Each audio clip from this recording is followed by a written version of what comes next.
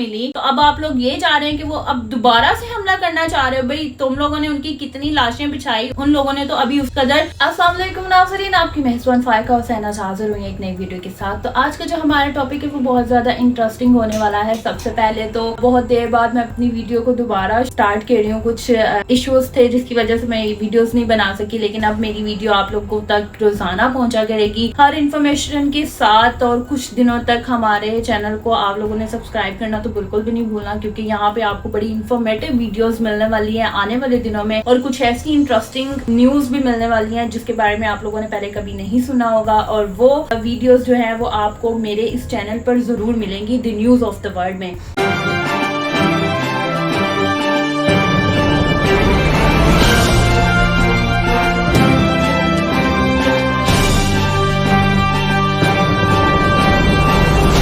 अब मैं अपनी वीडियो को स्टार्ट करती हूँ। जो आज का हमारा टॉपिक वो ये है कि इसराइल में नेतन्याहू के खिलाफ मुजाहरे क्यों हो रहे हैं और आगे क्या हो सकता है। मतलब कि इन दिनों में इस कदर मामला बिगड़ चुके हैं जो कि नजर आ रहे हैं, हर सोशल मीडिया प्लेटफॉर्म पर नजर आ रहे हैं कि किस कदर हालात पेचीदा हो चुके हैं। हर कोई इसराइल पर हमला करने के लिए तैयार बैठा हुआ है। वो ममालिक जो के इसराइल के अगेंस्ट एक बात भी नहीं सुनते थे, लेकिन अब सिर्फ वो लोग क्या कर रहे हैं, इसराइल का साथ नहीं दे रहे। इस बना पर कि इसराइल जितना कोई ताकतवर मुल्क था, किसी टाइम में था कि उसने अपना जौहर दिखाए हैं अपनी ताकत के, गजा पर हमला करके, फलस्तीन पर हमला करके, लेकिन अब उसकी जो ताकत है वो खत्म हो चुकी है। वो इस कदर खत्म हो चुकी है कि वो हर लिहाज से कमतर समझा जा रहा है। उसका जो भी वार होता है वो जाया चला जाता है, या उनके कुछ ऐसी इंटेलिजेंस है जिनके बारे में सबको पता चलना शुरू हो गया और लोग यानी कि ममालिक उनसे दूर होना शुरू हो गए। और अब यही मुजाहिरे हैं कि नेतन्याहू पर क्यों मुजाहिरे किए जा रहे हैं, उनके खिलाफ मुजाहिरे क्यों किए जा रहे हैं, आइए जानते हैं इस न्यूज में। और अब मैं आप लोगों को बताऊंगी कि इसराइल वजीर आजम नेतन्याहू में जो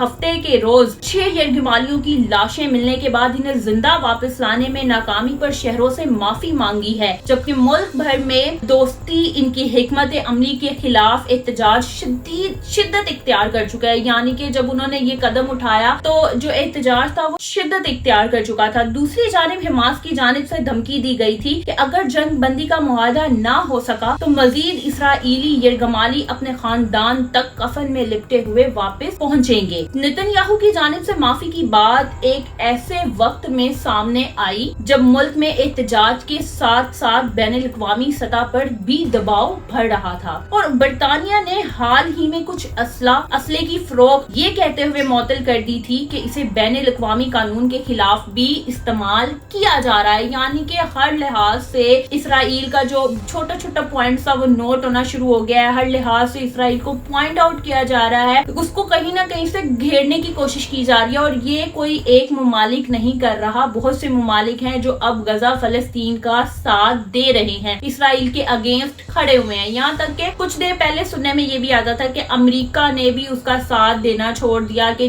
भाई अब मैं बैकअप पे भी रह के वो नहीं खेल सका, कि मैं अब फ्रंट पे आना शुरू हो गया हूँ कि इनकी सपोर्ट अमेरिका है, इनकी सपोर्ट अमेरिका है। यानी कि बहुत से जो रीजनेबल चीजें थी वो सामने आना शुरू हो गई हैं। उसके बाद देखते हैं कि नेतन्याहू की जानिब से जब माफी बात सामने आई तो उसके बाद क्या रद्द अमल था। याद रहे कि इसराइल के मुख्तलिफ शहरों में हजारों अफराद एहतजाज कर रहे हैं। गुज़श्ता रोज मुल्क भर में होने वाली हड़ताल 7 अक्टूबर को हमास के इसराइल पर हमले के बाद पहली बड़ी हड़ताल है। हाल ही में जनूबी गजा में 6 इसराइली यरगमालियों की लाशों के बाद एहतजाज शुरू हुए। यानी कि जब वो लाशें यरगमालियों की लाशें इसराइल पहुंची तो ये एहतजाज तब होना शुरू हुआ कि इसराइल के नेतन्याहू ने तो कहा था कि भाई इसी तरह जिंदा लोग वापस आएंगे, हम उनको यरगमालियों को बचा लेंगे, उनको छुड़वा लेंगे। लेकिन ये लाशें जो अब आ रही हैं, लोगों तक पहुंच रही हैं, वो एहतजाज करना शुरू हो गए हैं, नेतन्याहू के खिलाफ मुजाहिरे किए जा रहे हैं। भाई अपने पे बात आती है तो हर कोई निकल आता है। तो इसराइलियों के लोगों को वो चीजें नहीं नजर आ रही थी कि जो इसराइलियों ने गजा पे की, फलस्तीन पे की, उन पे हमला करने की कोशिश की और उनको इस قدر نقصان پہنچایا ہے کہ اس نقصان کی تا قیامت تک کوئی بھرپائی نہیں ہے، اور اپنے اوپر بات آئی ہے تو بڑے احتجاج کیے جا رہے ہیں، باہر نکلا جا رہا ہے۔ مکافات عمل ہے، یہ دنیا ایک مکافات عمل ہے، یعنی کہ جو کرو گے وہ پاؤ گے۔ اٹس مین کہ اگر تم لوگوں نے کسی کے ساتھ برا کیا ہے تو آج تمہارے ساتھ بھی ہو رہا ہے، یہ دیکھنے کو مل رہا ہے دنیا کو۔ اس کے بعد احتجاج کرنے والوں نے اسرائیلی وزیر اعظم بنیامین نتن یاہو پر الزام عائد کیا کہ وہ اپنے سیاسی مفاد کے لیے حماس کے ساتھ جنگ بندی اور یرغمالیوں کی رہائی کے معاہدے کی راہ میں حائل ہے، یعنی کہ ان کا کہنا ہے کہ ان پہ الزام عائد کیا جاتا ہے کہ حماس جو احتجاج وہ کر رہے ہیں وہ اپنے مفاد کے لیے نتن یاہو جو ہے وہ دوسروں کے ساتھ اہل ہو رہے ہیں۔ حماس کے ہاتھوں یرغمالی بنائے گئے افراد کے اہل خانہ نے طویل عرصے سے نتن یاہو کی حکمت عملی کو ناپسند کیا ہے، لیکن ان کا غصہ اس وقت شدت اختیار کر گیا ہے جب سینچرز کو اسرائیلی فوج کو جنوبی غزہ کے علاقے رفح میں زیر زمین شٹرنگ سے 6 موگیوں کی لاشیں ملی۔ اسرائیلی فوج کے مطابق ان موگیوں کو فوجی اہلکاروں ان کو اس مقام تک پہنچنے سے پہلے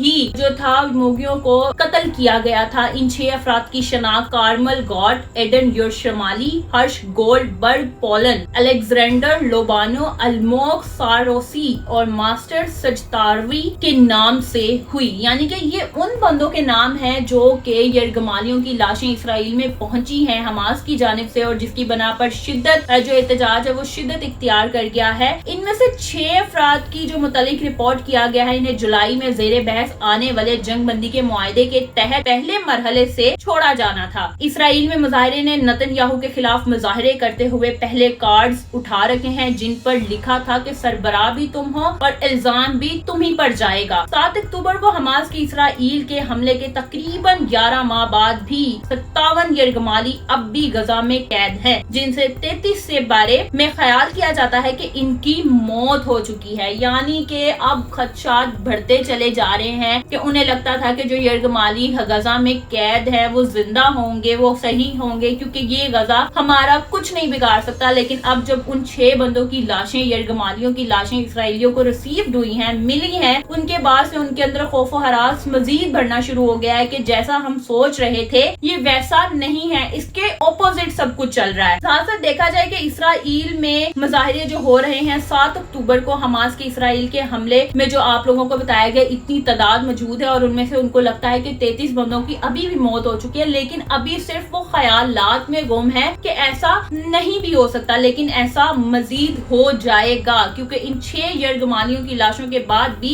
ایکسپیکٹ کیا جا سکتا ہے، ایکسپیکٹ کیا جا سکتا ہے۔ دیکھتے ہیں کہ نتن یاہو سے مظاہرین کیا چاہتے ہیں۔ حماس کے ساتھ جنگ بندی کا معاہدہ اور اس کے تحت 57 یرغمالیوں کی جلد از جلد رہائی مظاہرین کی پہلی ترجیح ہے، یعنی کہ احتجاج دینے والوں کا بیان یہ ہے کہ جو ان کے غزہ میں 57 یرغمالی قید ہیں ان کی رہائی ان کے لیے فرسٹ پریورٹی ہے۔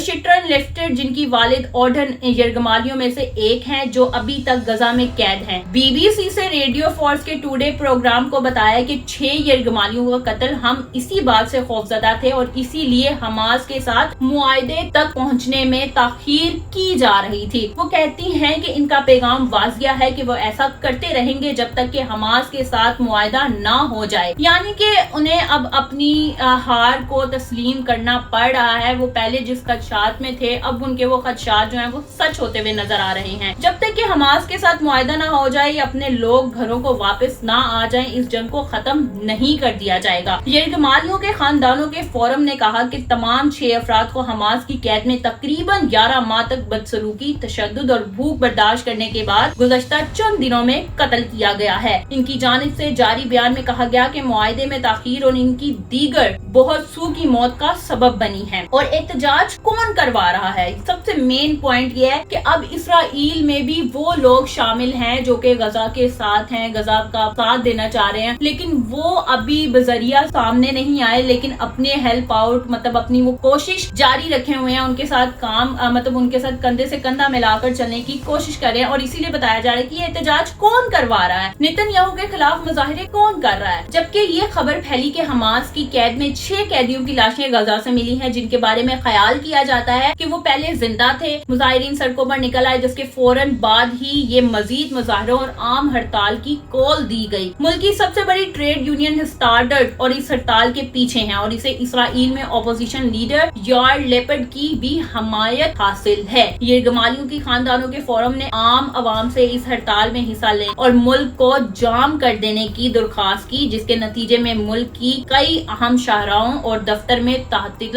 یعنی کہ چھٹی دی گئی۔ اسرائیل اپوزیشن لیڈر اور سابق وزیر اعظم یائر لیپڈ نے ان مظاہرین کی حمایت کرتے ہوئے کہا کہ وہ تمہارے تمام شہری جن کے دل یرغمالیوں کی ہلاکت کی خبر سن کر ٹوٹ گئے ہیں، ان کے مظاہروں میں شرکت کریں۔ اسرائیل حکومت کا رد عمل کیا ہے؟ بنیامین نتن یاہو نے ان تمام الزامات کو رد کیا ہے کہ انہوں نے جنگ بندی کے معاہدے کی کوششوں کو ناکام بنایا ہے، کوئی کردار ادا کیا اور اس کی تمام تر ذمہ داری حماس کی عائد کی ہے۔ ان کا کہنا ہے کہ اسرائیل اس وقت تک آرام سے نہیں بیٹھے گا جب تک وہ یرغمالیوں کی ہلاکت کے ذمہ داروں کو پکڑ نہ لے۔ بھائی کیوں؟ جبکہ آپ لوگوں نے بھی تو کتنے حملے کیے، اب آپ لوگوں کو یرغمالیوں کی لاشیں ملی تو اب آپ لوگ یہ چاہ رہے ہیں کہ وہ اب دوبارہ سے حملہ کرنا چاہ رہے ہو۔ بھائی تم لوگوں نے ان کی کتنی لاشیں بچھائی، ان لوگوں نے تو ابھی اس قدر آپ لوگوں سے بدلہ تک نہیں لیا۔ آج کی میری ویڈیو اتنی تھی، میں ملوں گی آپ لوگوں سے ایک نئے ٹاپک کے ساتھ، مجھے دیجیے اجازت۔ آپ لوگوں نے میری ویڈیو کو فل واچ کرنا ہے اور واچ کرنے کے بعد بیل آئیکن کے بٹن کو دبانا مت بھولیے گا تاکہ میرے